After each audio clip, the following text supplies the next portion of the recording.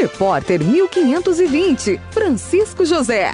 Meus amigos, nós estamos aqui, Cláudia Pinheiro, educadora, professora Cláudia Pinheiro, mas é presidente da ONG Amigos de Quatro Patas, aqui do município de Ipu. E o assunto não poderia ser outro, Cláudia, hoje é a grande repercussão, Calazar. Como é que está a situação do Calazar, do que você apurou de informação, do que você colheu de informação com as autoridades sanitárias, autoridades competentes em relação a este assunto? Forte abraço, Rádio Regional, boa tarde, Cláudia. Boa tarde, Francisco José, assim, o Calazar é uma doença que aterroriza muito as pessoas, até por falta de conhecimento, né? Porque pode levar à morte do ser humano. Mas hoje a nossa preocupação é esclarecer as pessoas de como essa doença é adquirida, como é feito o controle. Na Amigos de Quatro Patas, a gente vê a questão do bem-estar animal. E nós vamos apurar as questões em relação à quantidade de animais que hoje estão apresentando um exame considerado reagente, quando é feito pela agente de endemias. E aí a gente achou que estava realmente um quadro bem elevado, mas não é dessa maneira que aparece. Eu estive conversando com a Rosana, da SUCAM, e com o Gilvan,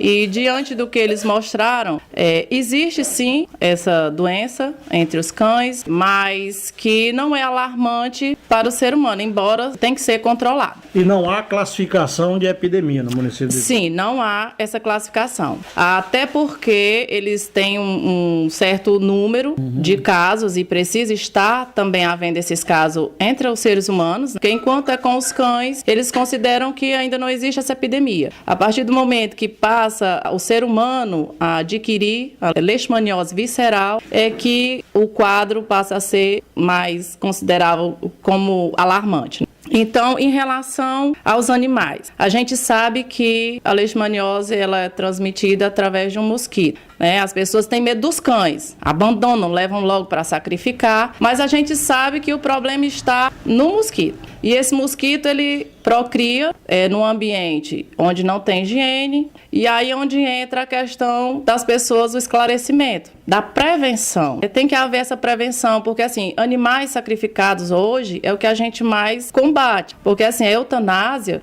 até porque existe tratamento, a eutanásia deixa de ser uma solução inicial a partir do momento que existe tratamento. Esse tratamento é feito com um medicamento que é liberado pela Secretaria da Agricultura, do Meio Ambiente, mas não é fornecido pelo Estado, que é o milteforam, certo? Mas para as pessoas que têm animais, que caso faça o teste e dê reagente, não é obrigado você sacrificar o animal. Você pode fazer esse tratamento, procurar um veterinário. Embora não seja 100% eficaz. Não existe cura, não existe cura, mas existe o tratamento. É como uma pessoa que é diabética. Você controla, pronto, ali você tem uma vida saudável. O animal não vai transmitir e também não vai adoecer. E para que ele não transmita, porque ele vai estar com a doença incubada, só recebendo um tratamento para não ter os efeitos da doença, ele tem que usar a coleira. Pronto. A chamada coleira, que é uma coleira especial. A coleira repelente. A coleira repelente, que é comprovado cientificamente mais eficaz, é a Excalibur. Certo? Então, assim, você tem um animal que aconteceu um caso, por exemplo, você tem um animal que foi diagnosticado com leishmaniose e você chegou a levar para ser feita a eutanásia, e você vai fazer o quê? Quando você tiver um outro animal? Você tem que se precaver. Colocar lá a coleira, é uma maneira de evitar, além de limpar o seu quintal, né, um ambiente onde convivem as pessoas e os animais. Existe outra opção também, que é a vacina. Não é 100%, mas são meios de você evitar, certo? Em relação à eutanásia, a eutanásia ela é prevista por lei em alguns casos. Porém, ela deve ser feita de maneira que o animal não sofra com anestésico. Um anestésico onde ele vai dormir, ele não vai sentir dor. E isso deve ser feito por um veterinário. Não pode ser feito por agência de endemia. Até porque o Conselho Regional de Medicina Veterinária, diante da lei, se souber, pode denunciar até o município por essa prática que é ilegal. Tem que ser feita por um veterinário. E você esteve lá conversando a esse respeito lá na Endemias. Exatamente, eles sabem disso. E eles já me confirmaram que isso é feito com a presença de um veterinário, mas a população desconhece, né? Então, acho que assim, o nosso papel como ONG hoje é esclarecer, é orientar. Eu queria te dar mais embasamento e vou te passar alguns números que, inclusive, você já tem esses números, Cláudio. Eu hoje também estive na Fundação Nacional de Saúde, aqui do município de Ipu, na Funasa, e conversei com o Gilvan e conversei com a Rosana, que é a chefe geral dos agentes de endemias aqui do nosso município. Nós temos um número aproximado de 6.500 cães, a população, e eles que são os domésticos, né? Porque nós temos muitos cães errantes, cães vadios. E eles têm uma meta anual de 2.000 exames, de fazer esse tipo de exame, de fazer essa visita. E até o mês de outubro eles já fizeram 1.519. Desses 1.519, 410 deram reagentes. Teste rápido, deram positivo. Esses 410 foram enviados para o LACEN e do LACEN eles receberam a confirmação de 110 positivos. E desses 110, 102 foram eutanasiados, exterminados, foram mortos. E tem alguns aí que estão tendo a dificuldade do dono do cão, não estão deixando ser exterminados. Outros desses 110 estão realizando o tratamento, né, mas estão com acompanhamento aí da Funasa. Ou seja, dos 110 que deram confirmados do LACEN, que é cerca de um mês que eles recebem às vezes até mais, 2 meses, recebem essa contraprova, né, essa confirmação no exame. 102 cães foram eutanasiados aqui no município do Ipu. E desses 410, faltam ainda 60 exames, né, virem do LACEN. Então são esses aqui os números que foram passados a respeito desse trabalho sobre o calazar aqui no município do Ipu. Confere com os teus números, Cláudio? Confere. Eu também, quando estive lá, ela me passou essa quantidade de animais que deu positivo, que a gente não pode dizer que foram eutanasiados 110, até porque, como você falou, existe a possibilidade de a pessoa não querer entregar o cão. Pode. Ele pode estar no direito e ele pode assinar um termo se responsabilizando. Imediatamente, o que ele pode fazer? Meu cão deu reagente. Eu posso estar providenciando uma coleira, eu posso optar pelo tratamento. E também tem outra coisa, o teste reagente não quer dizer que ele realmente esteja com leishmaniose. Existem outras doenças que causam essa interferência, porque o exame dá reagente, ele não diz que ele tem a leishmania, ele dá reagente. Então, a doença do carrapato, que é a erliquiose, também pode dar interferência no exame de sangue. Tem uma doença que a gente tem tratado muito, amigos de Quatro Patas de Ipu tem resgatado muitos animais com essa doença, que é o TVT, que é um tumor, certo? Um tumor que é considerado um câncer. Ele é transmissível no cruzamento. Então, muitos animais, como você falou, errantes, que eles estão lá na rua, que eles têm em casa. Só que, assim, são semi-domiciliados. Eles estão no meio da rua por quê? Quem os adotou não tem quintal. Então, eles são criados na rua. Não surgiram assim do nada. Não nasceram na rua, né? Verdade. Diferente daqueles animais... Agora eu volto a palavra atrás. Nós tivemos 3 cadelas recentemente que os filhotes dela nasceram na rua. Esses sim, nasceram na rua. Foram resgatados. E as 3 cadelas que foram resgatadas, as 3 estavam com TVT, certo? Mas não é uma doença que transmite ao ser humano. Opa, menos mal. Mas é preocupante porque, assim, a gente prevê a questão do bem-estar animal, não só da vida do ser humano, de todas as vidas. Então, nós temos, em relação à leishmaniose, que é o que as pessoas mais temem, existe a questão de você também optar por não eutanasiar, certo? Tem um tratamento, você assina um termo se responsabilizando, você pode pedir, inclusive, um outro exame, você pode fazer um exame no particular, existe um exame mais específico para saber se realmente é leishmaniose. O que nós decidimos em acompanhamento, porque todo o trabalho da ONG é feito com acompanhamento veterinário. Quem está nos acompanhando, que é muito parceiro, é o Dr. Robério, Paulo Robério, certo? Então, assim, todos os animais, antes de qualquer coisa, tem que passar primeiro por ele, por um exame, para a gente saber o que é que realmente o animal tem e como tratar. Então, o que ele nos orienta é o quê? Sempre que pegar o animal, fazer logo o teste. Porém, a gente viu que os testes sempre estão dando reagente. A gente faz... Não significa que está com calazar. Não quer dizer que seja o calazar, mas vai dar reagente. Existem casos em que os testes podem dar contrário, um reagente e outro não reagente. A gente pode fazer o quê nesse caso? Pedir uma contraprova na própria SUCAM.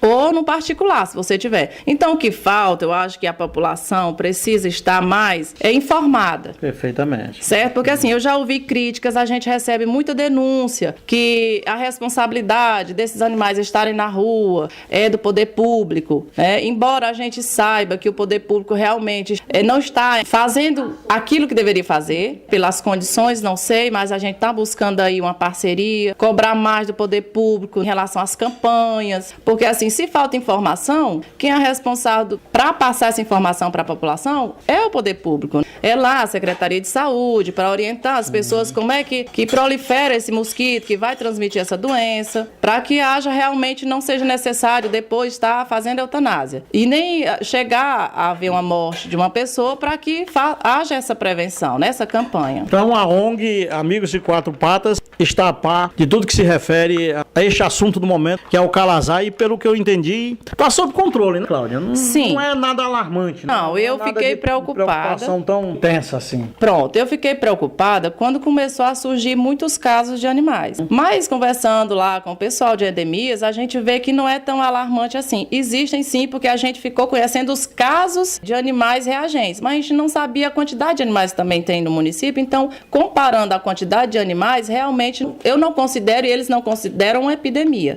Eu espero que não chegue a esse nível. Como é que está aqui a nossa ONG Amigos de Quatro Patas? Vocês que têm, na medida do possível, acolhido muitos animais, na medida do possível, porque não estão dentro das condições de vocês, é um trabalho voluntário, ONG, uma organização não governamental, a definição da sigla já diz tudo. Como é que estão os trabalhos e o que é que os cidadãos que souberem de algum caso de um animal que está sofrendo maus tratos ou algo similar, procede para acionar vocês, Cláudia? Bom você falar... O que vocês atuam, digamos assim? Pronto. Muitas pessoas entram em contato com a ONG para resgate. E aí a gente sempre orienta, olha, o resgate nem sempre é possível. Quando é que Amigos de Quatro Patas ajudam um animal que está na rua, está doente? Quando a gente consegue um lar temporário. Nós não temos abrigo. Mesmo que tivesse um abrigo, a gente precisava primeiro pensar na manutenção desse abrigo. Não é só arranjar uma casa ou um terreno. Esses animais precisam de atendimento veterinário, precisam de uma boa alimentação. E tudo isso tem um custo financeiro. Os veterinários não vão atender de graça, nós não vamos ter medicação de graça. A ONG não recebe nenhum recurso proveniente do poder público. Então, hoje a gente vive de quê? De uma rifa, de bazar. A gente sabe que as doações hoje são poucas, mas eu estou muito confiante. Eu já estou na presidência da ONG desde janeiro. Nossos trabalhos começaram aí mais ou menos de abril, que a gente teve o tempo de se organizar, a papelada. E nós temos um projeto que a gente procura não deixar perder o foco, que é a castração. Porque a gente também vê a questão que existe uma cor no Ipu, além da leishmaniose, é o abandono. Se não houvesse o abandono, não existiria animal em rua. Verdade. Aí eu vejo o pessoal ligando, olha, tem muitos animais aqui na rua, meu filho foi mordido por um animal que está na rua, certo? Mas não é a ONG que é responsável para retirar. Eu acredito que não seja o poder público responsável por aquele animal, embora ele tenha uma certa responsabilidade, porque assim, nós precisamos de leis municipais que estabeleçam, por exemplo, que uma pessoa que não tem quintal não pode estar adotando um animal, porque ele pega pequenininho, bonitinho, cheirosinho, lindo, meu filho quer, mas esse animal ele sente fome, ele sente frio, ele vai adoecer, e o que é que eles vão fazer quando acontecer isso? Vai jogar na rua, vai escorraçar o animal. Quando não matam, a paulada, envenenado. Aí as pessoas que entram em contato com a ONG em relação a esses animais, quando quer fazer uma denúncia de maus tratos, a gente orienta aí sempre numa delegacia, porque é um crime. Crime que está previsto lá na lei 9.605/98, que é crime contra crimes ambientais. E aí a gente orienta, porque eles podem fazer a denúncia, só que eles têm medo de se identificar, mas essa denúncia pode ser anônima. Quem é responsável por essa ação é o promotor, no caso, o Ministério Público. Então, assim, olha, eu quero fazer uma denúncia porque aqui está havendo maus tratos com animais. A gente também tem muita denúncia de caso de zoofilia. É mesmo? Isso, zoofilia. E aí a gente orienta, a gente precisa de provas. Envenenamento é o que mais tem. A gente precisa precisa de provas. Se você sabe e tem como provar, a gente sempre orienta e acompanha a pessoa até uma delegacia. Quem não sabe o que é zoofilia é um indivíduo, um ser humano que mantém relações sexuais com animais. Né? Isso. Existe isso. Exatamente. Você recebe denúncia disso aqui também. No IPU? Pelo amor de Deus. E aí as pessoas estão vendo a ONG como um órgão que é responsável por estar cuidando dos animais. Mas a gente atua em combater maus tratos. Né? A gente orienta, está fazendo o nosso papel. E quando possível a gente faz os resgates, quando a gente encontra lar temporário, a gente faz o resgate, faz as campanhas de tratamento e a gente está conseguindo ajudar alguns animais. A equipe de vocês são quantas pessoas? Todos voluntários, evidentemente? Todos voluntários. Nós temos na diretoria, ela está composta por 10 pessoas. Mas nós temos muitos outros protetores que fazem essa parceria com a ONG, certo? Nós acabamos conhecendo pessoas dentro do IPU que às vezes tem 10 a 18 animais em casa, certo? Que amam animais, que não tem coragem de fazer doação. Até para fazer doação, a gente tem que fazer uma entrevista primeiro. Se a pessoa tem condições financeiras de ter um animal, se o ambiente que ela vive tem condições de receber um cachorro ou um gato. Uma pessoa que não tem quintal não pode estar levando o animal para casa.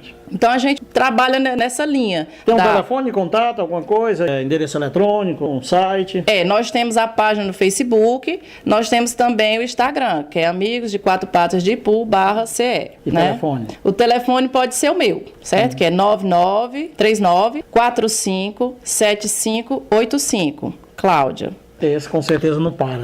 Não.